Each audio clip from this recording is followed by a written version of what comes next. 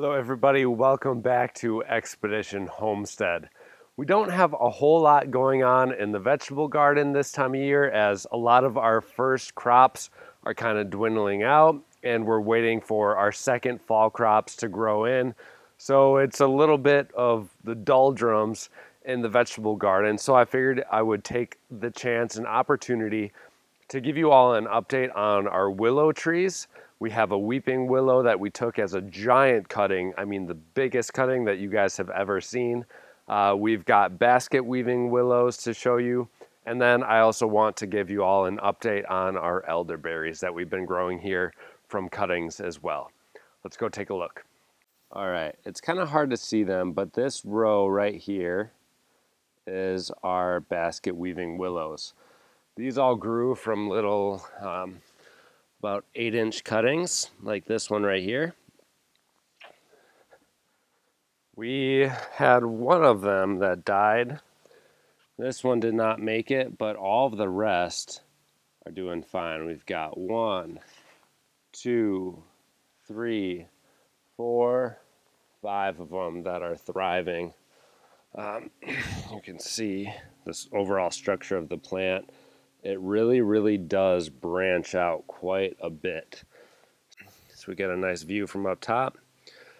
We've got the original cutting and then all these offshoots.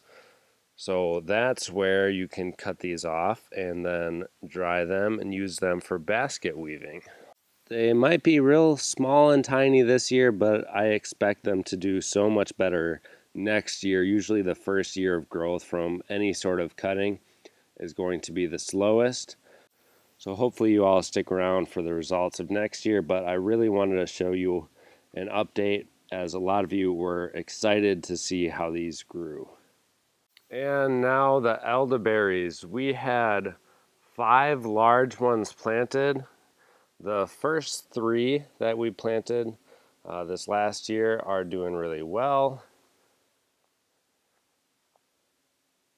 We got some fruit on them. I think in total about 4 clusters of fruit.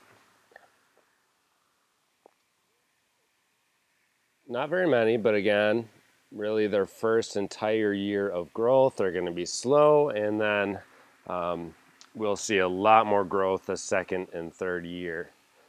But these are them. We plan on using the elderberries for syrups, and then they're also really good to put on pancakes and stuff like that. But primarily, my wife makes it's what I would call medicinal syrup concentrate out of the elderberries. It is super good for cold and flus too. So if you're not familiar with it, go ahead and give it a Google. That's what we'll be using the fruit for primarily.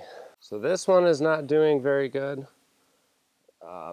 It's definitely alive. I think it'll shoot off some new growth next year, but it just didn't have a very good first year of growth.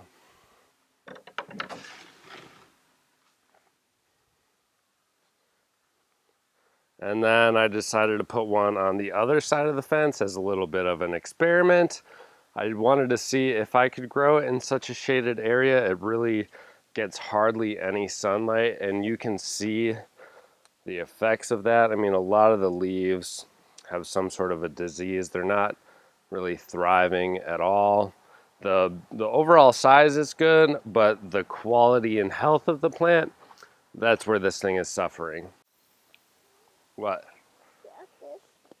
Cactus? Uh-oh. Yep, cactus in our onion patch. We've got to start and weed out a little bit, huh? So let's show you guys the weeping willow. Our weeping willow, if you have not seen the original videos or the updates that we have on this one right here was an entire cutting. So from the ground all the way up to right there, you see that is one big cutting, and it was about that size when we planted it. We took an experimental cutting and we just popped it in 5 gallons of water. We wanted to see if it would grow, and as you can tell, it's not only growing,